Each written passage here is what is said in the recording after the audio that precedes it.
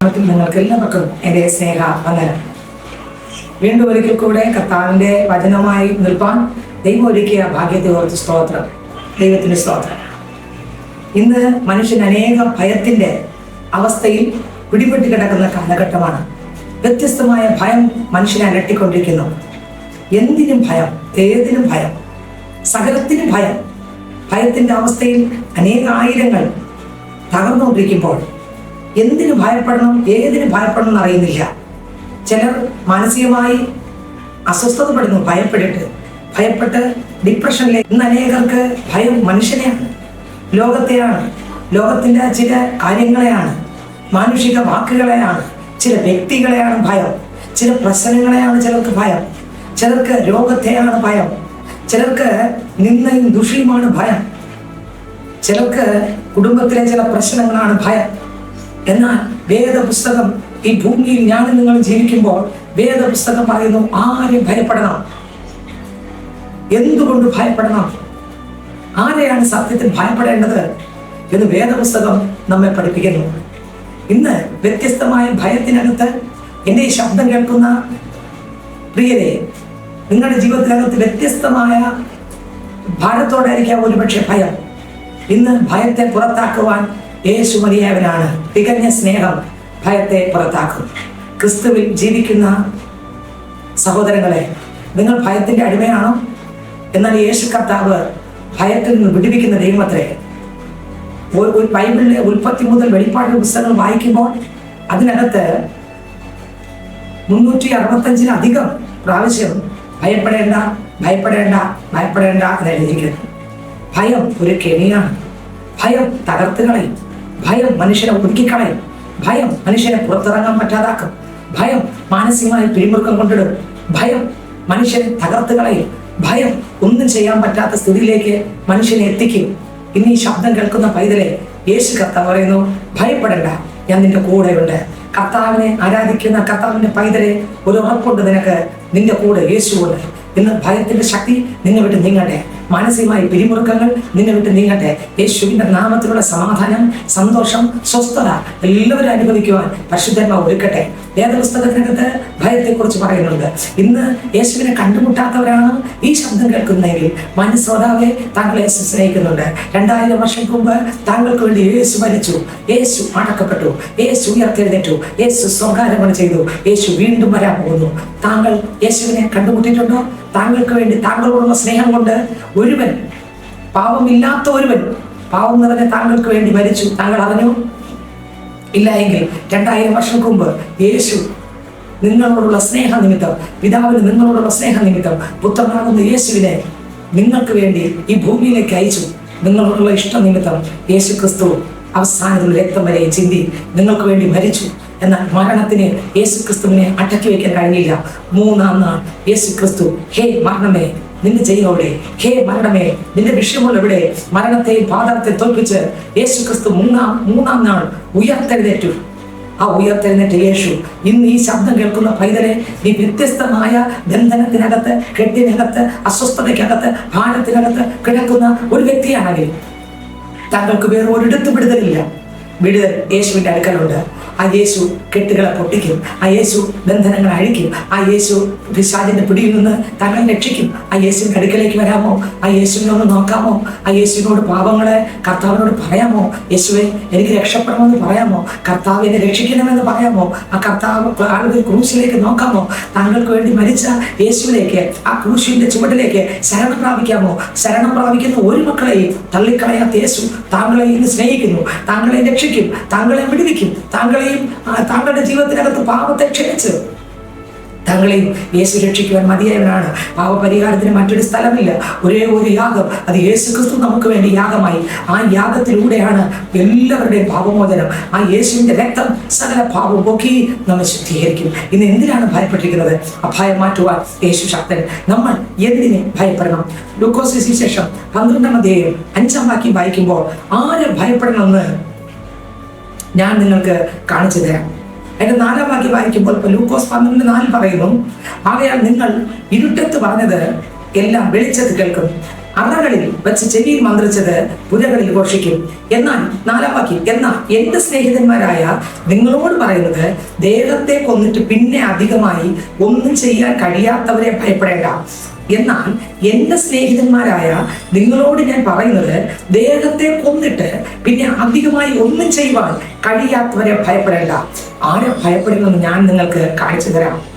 ഇന്ന് അനേകർ മറ്റുള്ളവരെ എന്നെ കൊന്നുകളയും, എന്നെ ഉപദ്രവിക്കും, എന്നെ തകർത്തുകളയും എന്നുള്ള ഭയം മനുഷ്യനെ വേട്ടയാടിക്കൊണ്ടിരിക്കുന്നു.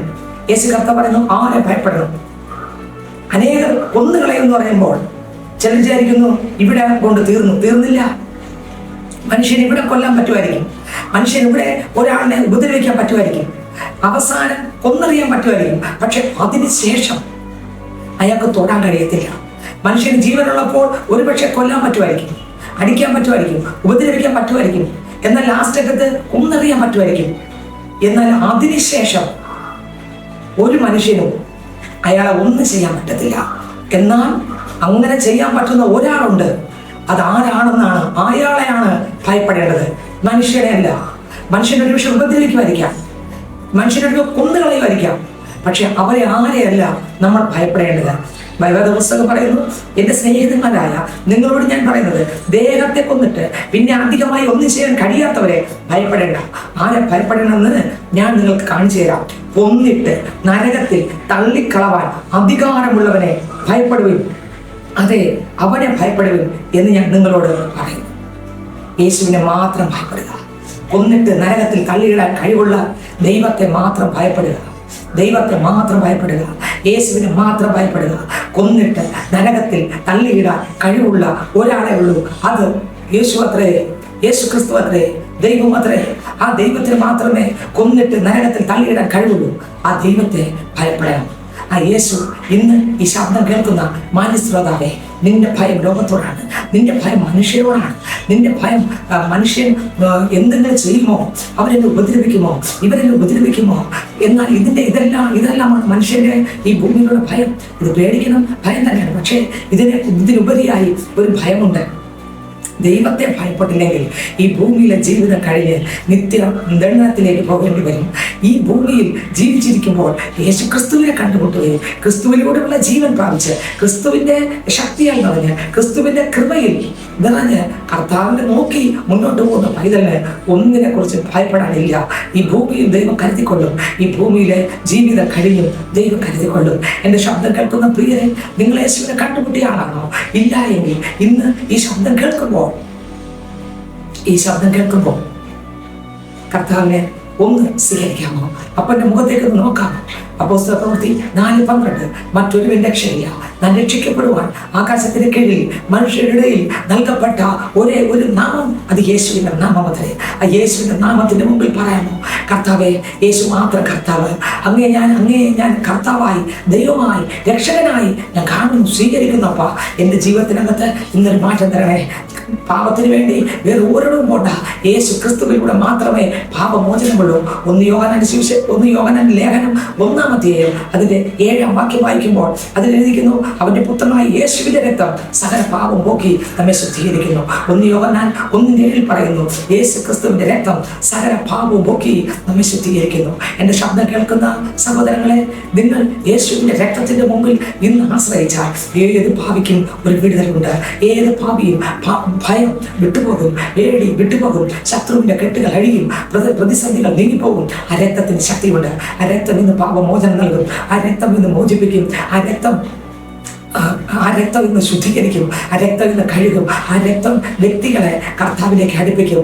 ആ രക്തം നീതിമാനാക്കും. യേശുവിൻ്റെ രക്തം നീതിമാനാക്കും. യേശുവിൻ്റെ രക്തം പാപക്കറ പോക്കപ്പെടും. യേശുവിൻ്റെ രക്തം വിശുദ്ധ പൈതലാക്കി മാറ്റും.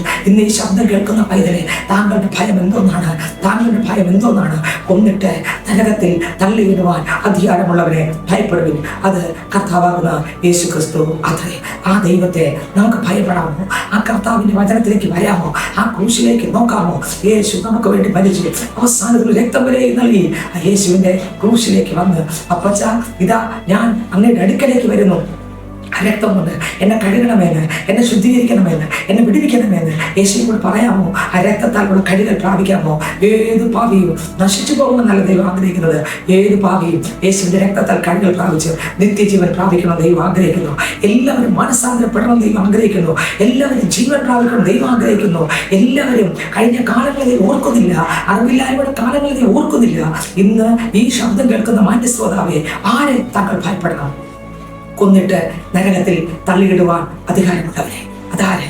നമ്മുടെ കർത്താവായ യേശു ക്രിസ്തു അതിനെ കൊന്നിട്ട് നരകത്തിൽ തള്ളിയിടുവാൻ അധികാരമുള്ളവൻ. ആ ദൈവത്തെ ഭയപ്പെട്ട് കർത്താവിന്റെ വചനത്തിലൂടെ ക്രിസ്തുവിലേക്ക് അടുത്തു വന്ന് ഒന്ന് മരിക്കാൻ ഏൽപ്പിച്ചു കൊടുത്ത് ഗോതമ്പ് മണി ദിനത്തു വേണ്ടി ചത്താൽ വളരെ ഫലം കിട്ടും. എന്നാൽ അങ്ങനെ ഇരുന്നാൽ അതുപോലെ തന്നെ ഇരിക്കും.